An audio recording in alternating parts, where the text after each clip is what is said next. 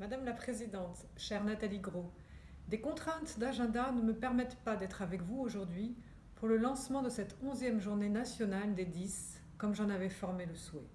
Je le regrette sincèrement tout en me réjouissant de pouvoir néanmoins, par ce message, saluer l'ensemble des participants de cette journée placés sous le haut patronage du Président de la République.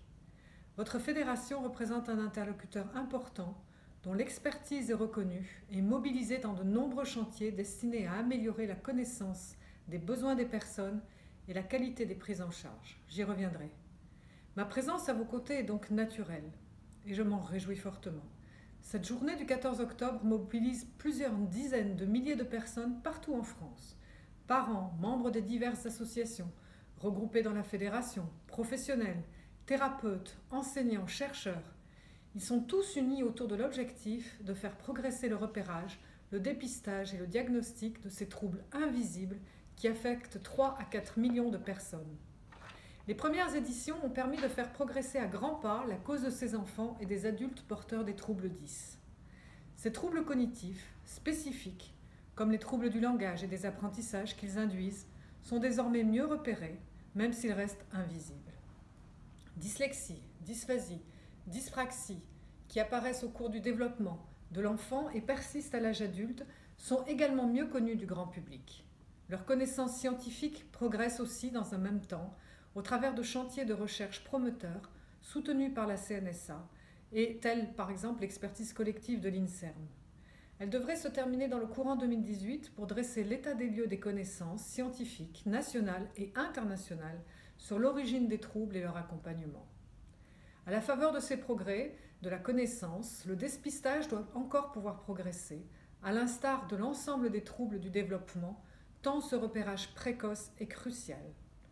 Je suis heureuse à cet égard de vous confirmer le lancement en 2018 de la campagne Handicap Agir tôt, que coordonne l'ANECAMS. La campagne s'appuiera sur la production et la diffusion à la télévision et sur le web d'une série de films courts, ainsi que sur une large distribution d'affiches et de tracts auprès des professionnels en contact direct avec les familles. Elle ciblera les parents d'enfants de 0 à 6 ans, ainsi que les professionnels en contact direct avec les familles qui ont besoin d'être mieux formés pour repérer le dysfonctionnement, les dysfonctionnements, quels qu'ils soient, et orienter les parents.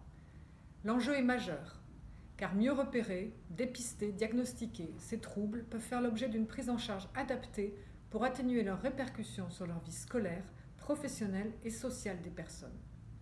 À cet égard, je veux saluer l'engagement résolu de la FF10 pour faire progresser la qualité des prises en charge qui illustre pleinement la pertinence de la mobilisation de l'expertise des parents, des personnes et de leurs proches. Car c'est bien votre engagement opiniâtre auprès de la Haute Autorité de Santé qui a permis l'engagement sous son égide d'un chantier très important, celui de la réalisation d'un guide dédié à l'amélioration du parcours de soins d'un enfant avec troubles spécifiques du langage et des apprentissages. Ce guide devrait être disponible d'ici la fin de l'année. Il va représenter une vraie avancée en fournissant des références communes, scientifiquement validées pour l'ensemble des professionnels mobilisés par l'accompagnement des personnes. Sa publication doit permettre de dépasser les cloisonnements préjudiciables afin que ce ne soient pas les établissements ni les services qui dictent les réponses, mais bien les besoins des enfants. Et cela nous permettra de travailler sur les solutions de coordination.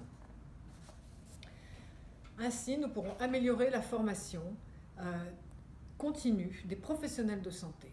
Tous ces efforts manifestent bien l'enjeu d'une connaissance fine des besoins pour une prise en charge individualisée qui est essentielle et qui est au cœur de mon engagement. Je tiens à vous rassurer s'il en était besoin. L'individualisation de la réponse, la construction d'une réponse adaptée pour tous est au cœur de l'engagement du gouvernement dans l'appui aux personnes.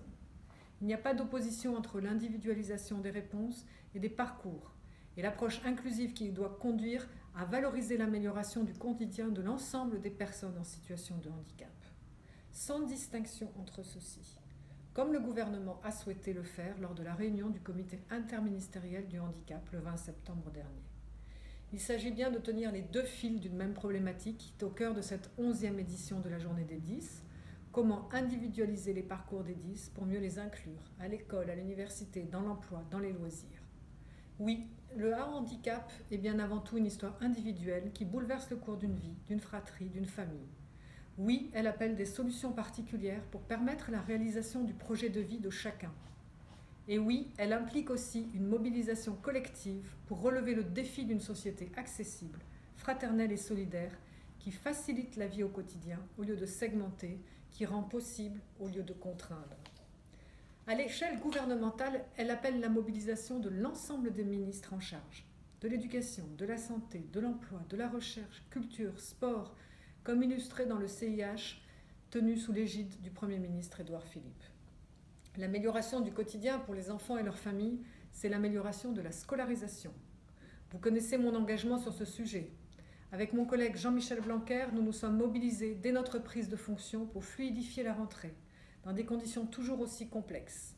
Le ministère a ainsi mobilisé plus de 80 000 accompagnants pour cette nouvelle année scolaire, soit 8 000 de plus que pour l'année 2016-2017 en contrat AESH. Cette rentrée a donc été bien sécurisée, conformément à notre engagement. Pour autant, nous ne pouvons nous satisfaire du fonctionnement actuel des dispositifs qui est source de nombreuses difficultés pour les personnes, les familles et les enfants. C'est pourquoi mes équipes travaillent dès à présent avec celles du ministère de l'Éducation nationale à définir le périmètre et les contours du chantier de transformation de l'accompagnement des élèves en situation de handicap, pour un parcours sans rupture et sortir enfin des difficultés récurrentes de présence des accompagnants en temps et en heure. Il faut profondément transformer notre dispositif en faveur d'une école réellement inclusive, travailler sur la formation et le soutien des enseignants pour avoir la meilleure réponse. L'amélioration du quotidien, c'est aussi également l'amélioration de l'emploi des personnes en situation de handicap. Ma feuille de route croisée avec Muriel Pénicaud en est la traduction. Je ne veux pas la détailler de manière trop longue. Il s'agit, pour faire bref, de mobiliser l'ensemble des leviers de réforme qui s'offrent à nous pour réduire au maximum l'écart entre le taux de chômage des personnes handicapées et d'augmenter le niveau de qualification des demandeurs d'emploi et salariés handicapés. L'amélioration du quotidien, et vous le savez très bien, c'est bien sûr le soutien aux familles, la simplification de leur parcours et de leur démarche, leur accès aux droits, notamment vis-à-vis des maisons départementales des personnes handicapées. Le déploiement à compter de 2018 dans l'ensemble des DPH d'un système d'information rénové, enfin commun, doit permettre des progrès très importants dans la qualité, la rapidité et l'équité de traitement des demandes. Il ne suffira pas, bien sûr, et le soutien associatif des familles dans ces démarches reste majeur. Je veux ainsi vous féliciter tout particulièrement pour votre film, réalisé en vue de sensibiliser les personnes et leurs proches à l'importance de la formalisation du projet de vie. Bravo! J'ai bien noté la proposition qu'il contient, que ce projet de vie puisse, le cas échéant, être formalisé de diverses manières, notamment par des témoignages vidéo. C'est possible dans certaines MDPH. Il n'y a aucune raison que cela ne le soit pas dans toutes. Nombreux seraient encore les chantiers à lister. Ils ont été recensés de manière globale lors de la CIH, repris de manière encore plus précise et englobante bientôt avec l'ensemble des acteurs de la société civile, cette fois en vue de la préparation de la Conférence nationale du handicap de 2018. Je sais que vous aurez de nombreuses propositions à formuler dans ce cadre et de nombreux projets à mettre en avant, et tant mieux. Les besoins sont immenses, les défis sont nombreux. Soyez sûrs de mon engagement et ma détermination pour progresser, comme je suis certaine de votre appui, pour m'aiguiller dans la bonne direction. Très bonne journée à toutes et à tous.